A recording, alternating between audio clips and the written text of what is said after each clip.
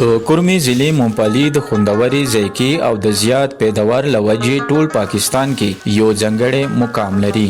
دا صرف پاکستان کې نه بلکې بهر هیوادونو ته هم خلک د تحفې په توګه لګي. ویل کېږي چې د لاهور، پیښور او د پاکستان د نورو ښارونو خلک د کورمي ضلع ممپلی د یخنۍ په موسم کې ډیر خوري چې بنیادی وجه خوندوره ذایقه او یو پلی کې زیاتې دانې دي. د اګریکلچر ریسرچ ډپارټمنټ سینیئر افسر ډاکټر اقرار حسین سونو اف ام سره وویل چې دی بنیادی وجه کورمي آب و هوا او زرخیزه خاوره دی.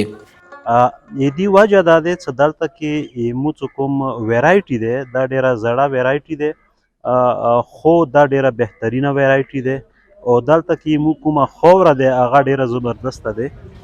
هغه فصل چې هغه پاره لایف سایکل کې زیاتې ورځې میلاو شي یعنی هغه سوینګ نه ونیسه کرلو نه ونیسه کټایۍ پورې زیات ټایم ورته میلاو شي نو هغه غذایي مواد هغه کې ډیر زیات وي نیوټرینټس ورکې ډیر زیات وي او هغه ټیسټ ډیر زبردست وي.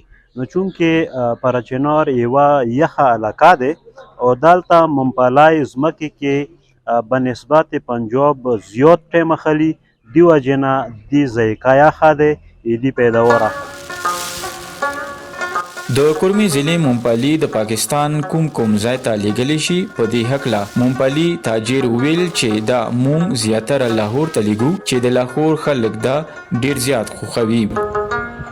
کورمي ممپلی د ټول پاکستان کې بلکې پرچنار په نور علاقې په ټول پاکستان کې پرچنار ورته ممپلی نه ملي.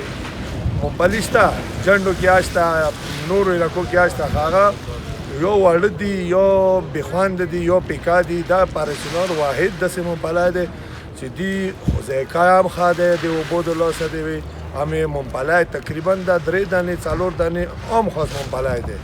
خدای پرچنار ټاپ ممپلی دی د کراچۍ پورې ښه بهترین لکه دی ډیمانډ ډیر دی مانګ ډیر دی. کچرته هم تاسو یخنۍ په موسم کې د کورمي ضلع دوره وکړه نو د کورمي ضلع ممپلی ذایقه ضرور چیک وئ او ځان سره خپلو خپلوانو ته هم یوسئ.